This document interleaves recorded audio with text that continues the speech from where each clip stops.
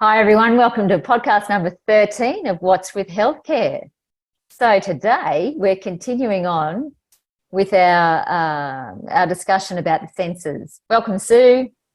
Hi. So Sue and I continuing on today, and we're talking about our hearing and how important that is and what we can do to look after it and preserve it, because it sneaks up on us if we lose our hearing.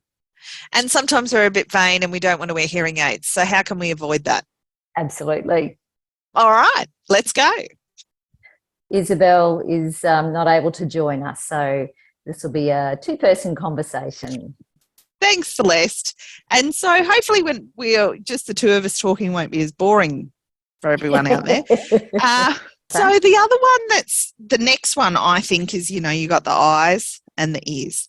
So the ears are another one where, they really start deteriorating with age as well, and we get those slow progressive changes. The important thing about ears is that they're so important to health and quality of life, and hearing loss, any sort of hearing loss can have a massive impact on our lives, our education, our employment, and our well-being, really, because if it affects how we learn and the work we do, it can socially isolate us and lead us to, we can end up depressed and stuff, can't we? Definitely. And, you can get stuck in your own head and your little story that's going on in your head that's had no input from outside, because you haven't heard the conversation, and you can miss so much. And then not having that stimulation is actually a further deterioration for the brain and for for a person's well-being. Exactly. So it's really important to, get your hearing checks. And as we were just talking about, it's actually a lot easier to do now because, we have a lot of bulk billing services for hearing checks now than we used to. So it's easy to find audiology stations to get your ears checked, because about 3.6 million people have some level of hearing loss in Australia. About 1.3 million have a hearing condition that could have been prevented. So, and about 1 in 3 Australians have noise-related ear damage today, because of the loud world we're living in, our headphones, our earbuds, our surround sounds, our comfort is actually leading, all those comfort items are actually leading us to become uncomfortable and losing one of our greatest senses. Isn't that interesting? Yeah. I can relate with the earbuds, and it's going directly into your ear, and you might like that really loud head-banging music to get you going at the gym or for a run or whatever. Yes. It's that mindfulness. And again, if you've already got a bit of hearing loss, you just don't know what you don't know. You don't know how loud that exactly is. It's I mean, when your volume is at max and you're still wanting to turn it up, there's a clue. Aboriginal and Torres Strait Islander children have a much higher rate of ear disease than other children, which can result in hearing loss. And there is Deadly Ears campaign, which has been to support Australian Aboriginal and Torres Strait Islander children. And as Australia's population ages, that it is going to be that basically hearing impairment will double. So by 2060, they're saying that 7.8 million people in Australia will have a hearing deficit because of this skyrocketing escalation they've noticed in noise damage that we have now. So they're just suggesting it's only going to get worse unless messaging about hearing loss starts getting out there. And so, people like us having a conversation going, basically any mild to moderate hearing loss is dangerous. It's not okay to lose your hearing. Okay. And carry that awareness of where you are, and And like if you've got like little kids with you and you've Yes. lost some hearing and you're not, and so you don't perceive that something's a loud noise, but the children are being exposed to it straight away, and that's diminishing their hearing. You know, and we've got into this way of being where we give kids a tablet and headphones and we go do your work because we want them to be quiet. We want them to, you know, play their game quietly, but we don't want to hear the bing, bing, bing, bing, bing, bing, you know, whatever it is that they're doing. So we give them headphones. But, you know, some children are very little, and that hearing development process isn't complete until, you know, that child is about 8 or 9. So you've got a little 4-year-old, you've your headphones on, you give them the iPad, but how are you monitoring the level of volume? Have you got it on a lock so they can't turn it up? You know, what are you doing to keep them safe with those devices? You know, so there's a lot to consider before we hand over those headphones to little people. You know, so because if we give them noise damage in the developmental phase, you can't get that back, unfortunately. So you've put them on a trajectory of loss. From the age of 50, it is suggested we start losing our hearing. Some people at the age of 60 to 70 will have losses 50 to 70%. And then those people who are 80 to 90 may be as high as 80% hearing loss. So they are really requiring a lot of review, a lot of, you know, support to get hearing aids that work for them. And depending on which part of the auditory process is damaged depends on the effectiveness of the appliances that they're getting to help them. So, and you know, and they are putting it down to this exposure to loud noise, but that exposure over time is actually going to lead to your deterioration. So when you hit 50, you're going to sort of have to start getting those audiology checks more and more. You're going to get hearing aid changes, all those sorts of things. Maybe at 50, you don't want that. So start thinking about that now while you're young and able to make change, as opposed to later when you're stuck with it because you didn't know. You know, the other big thing in children particularly is untreated ear disease, because kiddos can get a little thing called silent glue ear. And so kids can just get these ears full of wax that just end up, you know, affecting the nerve processes and all the auditory processing components that are developing in the ear. And so they're just quietly not hearing, but they don't know any different because they have been quietly not hearing most of their life.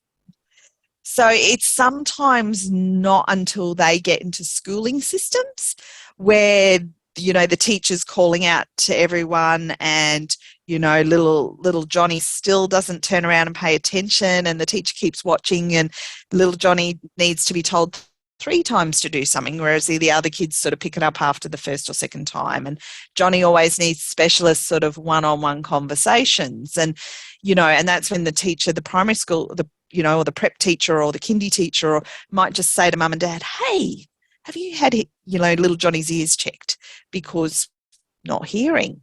And so this happens to kids more than you think. So yeah, it's all of those things where we have to rely on our community sometimes to help us out to notice these things. Because I know in my, as a parent growing up, my child had silent glue ear. So I had always, and she was my first child. So she had malformed eustachian tubes in her ears. We never knew that. That had never been noticed. And we had always had to yell to get Lily's attention. But we always called her a fairy child. So we sort of went, yeah, she's just a fairy child, whatever. And then it was when we got to school where the teacher pulled me aside and said, have you had her ears checked? Because, you know, there is something she can't do. She can't do patterning at kinder and prep. They do things like and then the kids have to do it. And so she couldn't do those things because she didn't hear the clapping to clap back. So why not? And so, yeah, so we went and did those checks and all those sorts of things to find out she was, her deficits were sort of at the 60% mark. So it was explained to me that for her, all noise sounded like she was, you know, when you're in the pool and your head's underwater and someone's talking to you, they said that's how she hears. So she hears always through a wall of water sounds, you know. And we were so blown away because we had really never noticed that. And, yeah, and so she had to go and have grommets put in her ears. She had to, interestingly, had to have speech pathology for 2 years to learn to speak properly because she had had 4 years of not forming sound properly. So she didn't know how to do sounds. So things like use S's and THs and Fs and all of that. She hadn't really learned how to do it. And interestingly enough, how adaptable are humans? She learned to lip read already. So the reason she was getting by in life was because she was watching people's mouths and figured out what people were saying to her. Clever little munchkin. Amazing how we adapt, isn't it? You know, the human. Isn't it, for all the reasons in the world that, you know, we have awareness, it requires other people looking in to sometimes go, oh, have you ever noticed that they don't respond or that they don't hear, or have you ever worried about that? And you're like, I'm so used to it, I didn't notice. Yeah. And so there's really, so there is a lot you can do in this country that we're really fortunate to go and get hearing checks. There's, you know, pediatric care. There's, you know, audiology clinics everywhere. But also, simplistically, the Australian government has a site called Know Your Noise, where basically it's a website that provides information about noise and how it can affect hearing health. And you can find out if your noise at work or at other places in your life that are loud are putting you at risk of hearing damage. So you can just call them, and I'll put the links up on this site so you can connect in maybe. That sounds really useful, Sue. I like the sound of that. Well, and so no pun intended. Oh dear. That does sound really interesting. No, and it's basically, and it's because it's a website, because it's accessed, it's available to anybody who can use Google. You know, just go and check in. And you can also go, and within it, it'll show you the closest places to where you are in your postcode to go get a hearing check. So anyway, it's just I just love that we have these initiatives out there that we can tap into, and we can go, let's figure that out, because the impacts of hearing loss, as I mentioned, you know, I know for my daughter, you know, we were privileged to be able to afford a speech pathologist and to teach her how to hear again, because her auditory processing centre of her in her brain, connecting her nervous system to her ears, had never developed properly. So we had to catch up on that, you know. So she had to wear an earpiece initially, where the teacher would wear the pack, and that earpiece was attached directly to her ear, so she could follow direction with the teacher one-on-one. And then over time, that was removed because her hearing improved, and she learnt that ability to sort of become more independent with her hearing. So it took a lot of time for her to learn we had to teach her how to listen, to talk correctly and with proper phonics, and to learn. Luckily, you know, her teachers were so great and identified this really early, but if it had got missed, she would have been the disengaged kid in the class who wasn't learning, who probably would have, you know, as she got older, would have been even less engaged, probably wouldn't have attended school, probably wouldn't have participated, you know, because she couldn't hear stuff. So you can see how much impact this would have, you know. But even as an adult, as we're losing our hearing, how we disengage from society because we can't hear the general conversations. We can't keep up with all the noise. We can't hear what, Betty's talking about. So I'll just can't be bothered to listen anymore. And it's exhausting, the concentration that it takes to try and hear and listen and try to get people to speak up or to talk towards you or enunciate their words. It takes a lot of energy. And then there's a point when, and if you are tired and you're feeling fed up, or you just think, oh, bugger it, I'll just go read the paper, or I'll disengage. And exactly, that's where we start to miss out on that connection, and the social isolation sets in. 100%. And that was the terrible thing over COVID for people who have hearing deficit. Yes. Was the problem with face masks. Yes.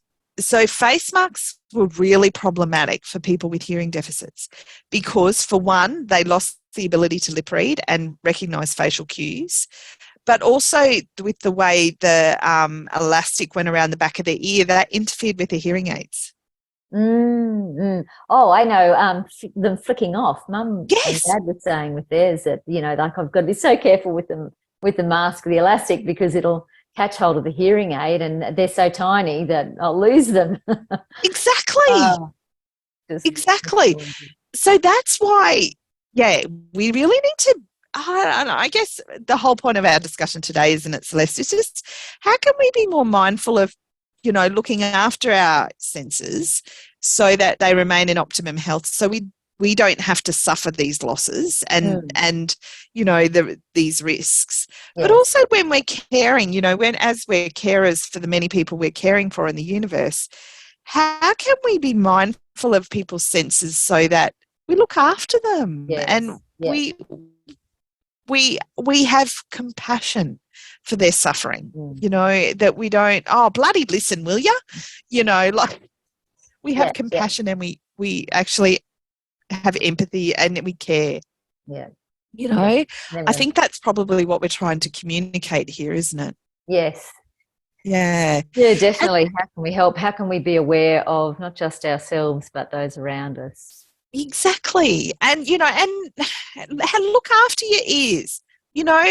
Don't use cotton tips in it. It's the biggest message out there, but why do we have cotton tips then if we don't use them in our ears? Take your eye makeup off, Sue. Oh, see, I'm probably not that pedantic. Okay.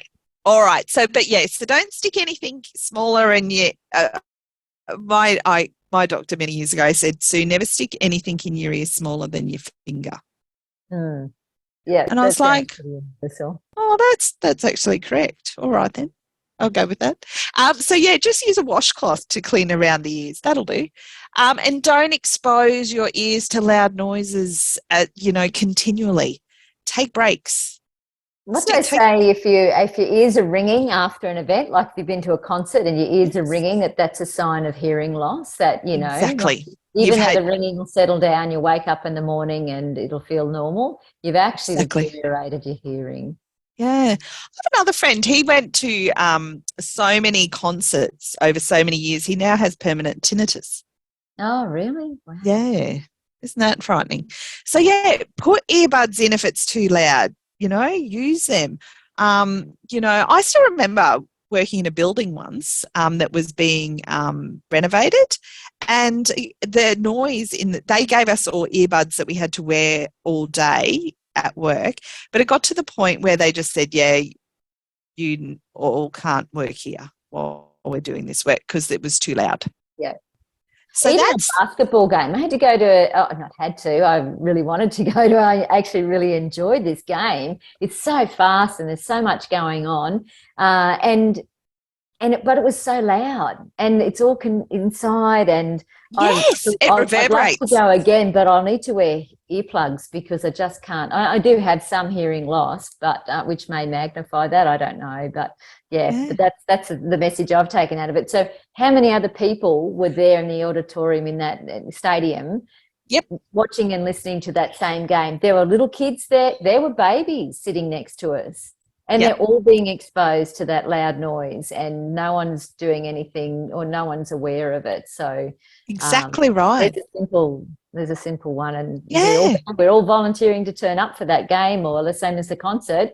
And there's some implicit. Sometimes we assume that, well, it must be okay, or they wouldn't make it that loud. But that's not how the world works. But I wonder if that Know Your Noise site. I wonder if, Yes. we recorded that and we went to the Know Your Noise site and we sort of said, is this too loud? They'd probably flag it. They'd go, yep, it is too loud. I'm going to do that. Yeah. The other thing about our protective wear is earplugs, but also helmets. So if you're doing something where it is a high risk activity and your potential for a traumatic brain injury, because, remember we've got these nerves and, our auditory processing centers in our brain can take a hell of a knock and we can cause injury. So, wear helmets if there's a risk. The other big thing, which is our ears poke out of our head, and they get sunburnt a lot. So sunscreen on your ears, because there's a lot of people, older people, I've cared for many, who have to get like parts of their ear, that cartilage ear mass, removed. Yeah, I've seen patients with their entire outer ear removed. So that actually affects how noise transitions into the inner ear. So, sunscreen is just a simple example, but something we're not probably doing very well either. And young people, and remember, young people's hearing is developing, so let's nurture that and not destroy it early. Let's check in and let's get their ears checked. But also our older people, take the stigma away. It's not sad to lose your hearing. It's annoying, and you might need support and you might need interventions, but you know what? You're hearing. So that's awesome.